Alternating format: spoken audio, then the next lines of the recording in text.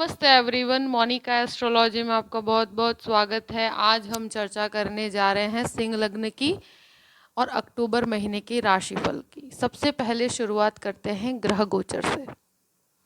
सूर्य 18 अक्टूबर को तुला राशि में प्रवेश करने जा रहे हैं। बुध 10 अक्टूबर से कन्या राशि में और 19 अक्टूबर को तुला राशि में प्रवेश करेंगे। मंगल 3 अक्टूबर को तुला राशि के अंदर प्रवेश करने जा रहे हैं और शुक्र 2 अक्टूबर को सिंह राशि में प्रवेश करेंगे। इस प्रकार से ग्रह गोचर है। सबसे पहले शुरुआत करते हैं आपके लग्न से। सिंह लग्न और लग्न का स्वामी बनता है सूर्य। सूर्य शुरू के 18 दिन तक द्वितीय भाव में बुध के साथ भ्रमण करेंगे और उसके बाद सूर्य का भ्रमण होगा तृतीय भाव में, मंगल केतु के साथ योग होगा और तुला राशि में प्रवेश करेंगे सूर्य। और लग्न के अंदर शुक्र है। देखिए, ये सबसे इंपॉर्टेंट एस्पेक्ट है कि शुक्र का जो लग्न के अंदर होना एक बहुत ही फलदायी परिस्थिति है और मैं कहूँगी कि ये महीना आपके लिए बहुत बड़ी अपॉर्चुनिटीज लेकर आ रहा है। प्रेजेंटेशन बहुत स्ट्रांग रहेगा, हर कार्य के अंदर आपके बहुत ज़्यादा बढ़ोतरी रहेगी और मुझे लगता है कि जो भी काम करेंगे उसमें बहुत अच्छी सफलता के योग है। शुक्र का लग्न के अंदर होना एक तरह से दशमेश होकर जो शुक्र की अवस्था आपके लग्न में है, ये प्रेजेंटेशन पॉइंट ऑफ व्यू से बहुत अच्छा है। नए कार्य की शुरुआत के लिए, इनिशिएटिव लेने के लिए महीना बहुत मुझे लगता है एक बेनिफिशियल है।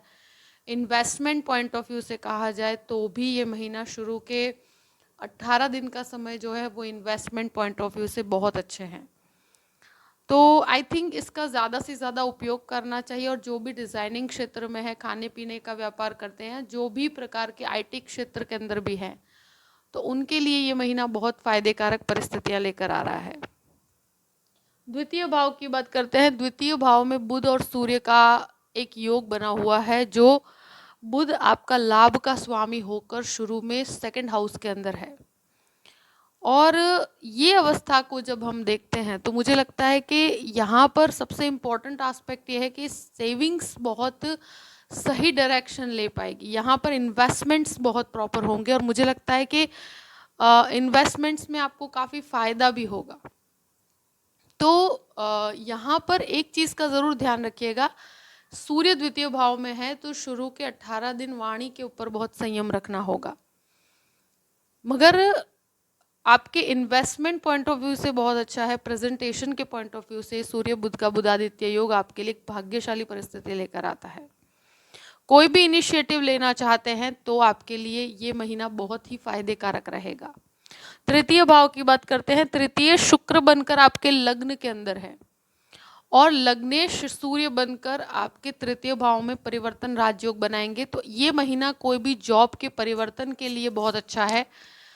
मुझे लगता है कि ये जो सूर्य का भ्रमण होगा वो परिवर्तन एक तरह से जो क्रिएट करता है सूर्य और शुक्र के बीच में, और मंगल केतु का जो योग बनता है तृतीय भाव में, ये आपके अंदर एनर्जी लेवल बहुत ज़्यादा बढ़ाएगा। ये महीना बहुत ज़्यादा एनर्जी से भरा हुआ है। ये महीना बहुत ज़्यादा इनिशिएटिव से भरा हुआ है। कोई भी स्थान परिवर्तन, कोई भी जॉब का परिवर्तन है, वो आपके लिए बहुत भाग्यशाली परिस्थिति है और मुझे लगता है कोई भी परिवर्तन है तो उसको स्वीकार करना चाहिए। ये चीज़ ज़रूर कहूँगी कि 18 तारीख के बाद भाई बहनों के साथ संबंधों में क्लैशेस हो सकते हैं, तो वहाँ पर संयम बना के रखिएगा, क्योंकि मंगल केतु आपके तृतीय स्थान में और सूर्य का नीचस्थ होना एक अग्रेशन डेवलप करता है।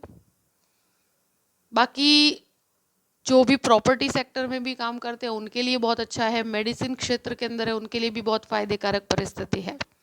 चतुर्थ भाव की बात करते हैं तो चतुर्थेश मंगल होकर तृतीय भाव में है केतु के साथ। तो यहाँ पर मैं कहूँगी कि इस महीने प्रॉपर्टी से संबंधित कार्यों में अगर आप, मुझे लगता है, थोड़ा ठहर जाएं तो अच्छा है। यानी कि प्रॉपर्टी लेना चाहते हैं या प्रॉपर्टी बेचना चाहते हैं तो इस समय में थोड़ा सा मुझे लगता है कैलकुलेटिव अप्रोच बनाकर चलिए और इस महीने अगर हो सके तो डिसीजन लेने से आपको बचना चाहिए। मुझे लगता है जल्दबाजी मत कीजिएगा, 2 से 3 जन की एडवाइस लेकर कार्य कीजिएगा, क्योंकि यहाँ थोड़ा डिस्प्यूटेड अवस्था है कि जहाँ पर आप कोई भी डिसीजन लेना चाहते हैं तो वहाँ पर एक बहुत सारे विचार एक साथ रहेंगे। और साथ साथ में एक चीज़ ज़रूर कहूँगी कि मंगल केतु का योग अगर प्रॉपर्टी सेक्टर के लिए काम कर रहे हैं तो उनके लिए बहुत फायदे कारक है। माता के स्वास्थ्य को लेकर भी थोड़ा सा ध्यान रखने की ज़रूरत है। एक चीज़ मैं ज़रूर कहूँगी कि ये जो चतुर्थ भाव का स्वामी मंगल होके तृतीय भाव में है तो ये स्वभाव में थोड़ा अग्रेशन लाएगा। थोड़ा सा कोई भी कार्य है तो वहाँ मन में एक अशांति रहेगी, क्योंकि आपको हर कार्य जल्दी से चाहिए और वहाँ पर पेशेंस नहीं हो पाएगा। तो सूर्य की भी नीचस्थ अवस्था होगी, ये लाभ और अपॉर्चुनिटीज तो देगी, मगर साथ साथ में थोड़ा सा आपको संयम बना के रखना चाहिए, शांति बना के रखिएगा, तो कार्य में और भी ज़्यादा आपको अच्छे रिजल्ट्स मिलेंगे। यहाँ उतावलेपन में आपको, मुझे लगता है, मन में अशांति पैदा होगी। तो थोड़ा सा अगर कहीं पर 1-2 दिन के लिए आप कहीं पर कोई चीज़ के लिए आपको वेटिंग में रखा जाए तो वहाँ पर आपको थोड़ा सा संयम बना के रखना है। अब बात करते हैं आपके पंचम भाव की। तो पंचमेश गुरु बनकर राहु के साथ है। यहाँ कोई भी प्रकार का अगर आप मेडिसिन का कोर्स करना चाहते हैं तो ये समय स्टूडेंट्स के लिए तो भाग्यकारी परिस्थिति है। कोई भी प्रकार का डिसीजन अगर एजुकेशन में प्रॉपर नहीं ले पाए हैं, लिटरेचर के अंदर जाना चाहते हैं, तो उन सब के लिए अच्छा है। जो भी कायदे कानून की पढ़ाई करते हैं उनके लिए भी एक बेनिफिशियल अवस्था कहूँगी मैं। शेयर मार्केट की बात करते हैं तो मैं कहूँ कि शेयर मार्केट के पॉइंट ऑफ व्यू से देखा जाए तो इस महीने शुरू के 18 दिन ज़्यादा फायदे कारक रहेंगे और कैलकुलेटिव अप्रोच के साथ चलेंगे तो बहुत ज़्यादा बेनिफिशियल अवस्था है। यहाँ पर एक चीज़ ज़रूर कहूँगी कि संतानों के साथ आपके स्वभाव में थोड़ा सा क्लैश हो सकता है, तो वहाँ पर आपको शांति बना के रखनी पड़ेगी। बाकी डेफिनेटली ये महीना रिलेशनशिप को लेकर भी आपका लाइफ में बहुत बड़ा इंटरेस्ट रहेगा। अगर रिलेशनशिप है तो वहाँ पर भी आपका समय बहुत ज़्यादा उसके अंदर जाएगा कि जहाँ पर डेवलप हो सकती है रिलेशनशिप, या वहाँ पर कोई भी प्रकार की मिसअंडरस्टैंडिंग है तो उसे क्लियर करना चाहिए आपको। बहुत जल्दबाजी में कोई भी निर्णय मत लीजिएगा, क्योंकि पीसफुल होकर कार्य करेंगे, अपने मन में शांति रखेंगे तो यहाँ रिलेशनशिप को भी आप सस्टेन कर पाएंगे। अब बात करते हैं 6th हाउस की। तो 6th लॉर्ड जो है शनि बनकर सप्तम भाव में वक्र अवस्था में है, और यहाँ पर जो देखा जाए कि मुझे ऐसा लगता है कि कोई भी कार्य यहाँ पर मंगल की दृष्टि संबंध की वजह से लोन्स बहुत ज्यादा बढ़ाने से आपको बचना चाहिए।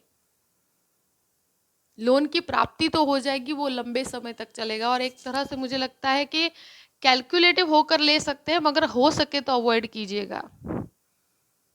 और यहाँ पर एक चीज़ ज़रूर कहूँगी कि इस महीने में जो भी लोगों को ब्लड प्रेशर से कनेक्टेड प्रॉब्लम्स हैं या हार्ट से कनेक्टेड प्रॉब्लम्स हैं तो उनको अपने हेल्थ का बहुत ध्यान रखने की ज़रूरत है, क्योंकि इस प्रकार की समस्या ये क्रिएट करता है।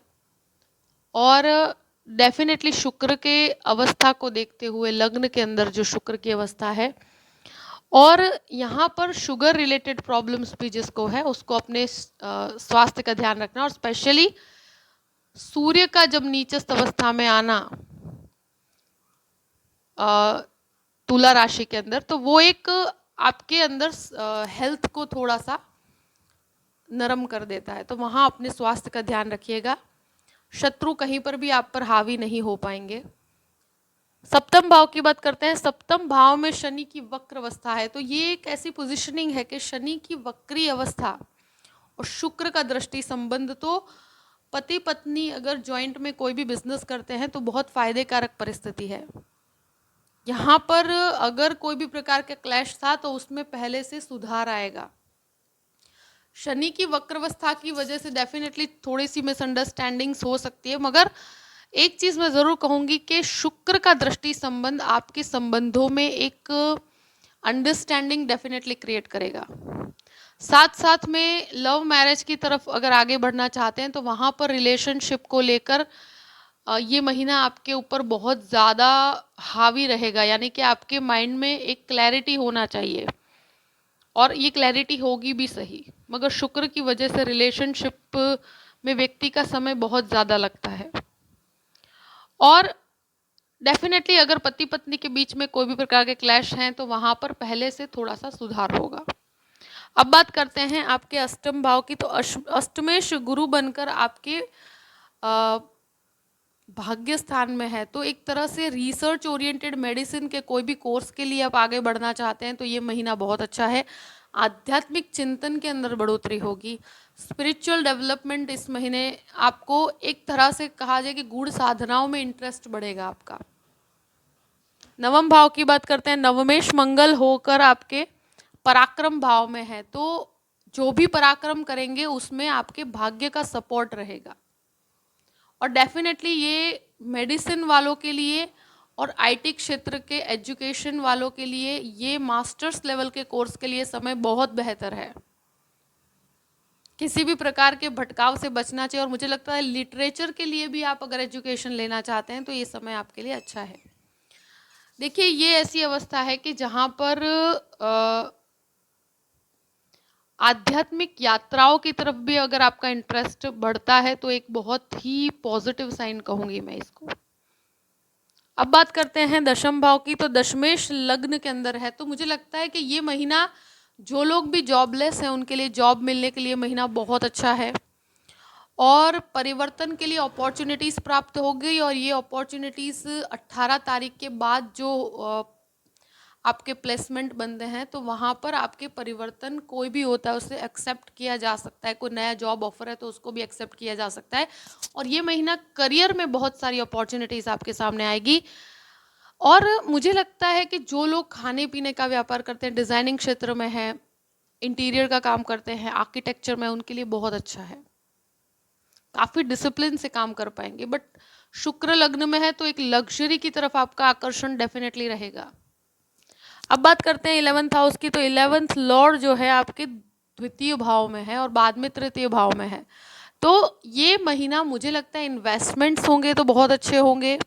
हेरिडिटी से भी आपको बहुत कुछ प्राप्ति का योग है। साथ साथ में तृतीय भाव में जो 11th लॉर्ड का प्लेसमेंट है तो नए इनिशिएटिव से फ़ायदा, जॉब चेंज से फ़ायदा, प्लस जो लोग जॉबलेस है उनके लिए जॉब मिलने की संभावना इस महीने बहुत ज़्यादा है।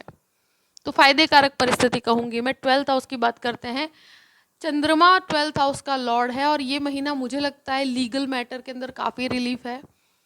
कोई भी प्रकार का फॉरेन लैंड्स के अंदर आपको जो भी रिजल्ट्स होंगे वो काफ़ी मिक्स्ड रिजल्ट्स रहेंगे, बहुत नेगेटिव नहीं है। खर्चों के ऊपर मुझे लगता है इस महीने नियंत्रण रखिएगा कि शुक्र की जो लग्न के अंदर अवस्था है वो व्यक्ति को काफ़ी खर्चीले स्वभाव का बना देती है। तो कैलकुलेटिव होकर चलेंगे तो आपके लिए फायदे कारक रहेगा।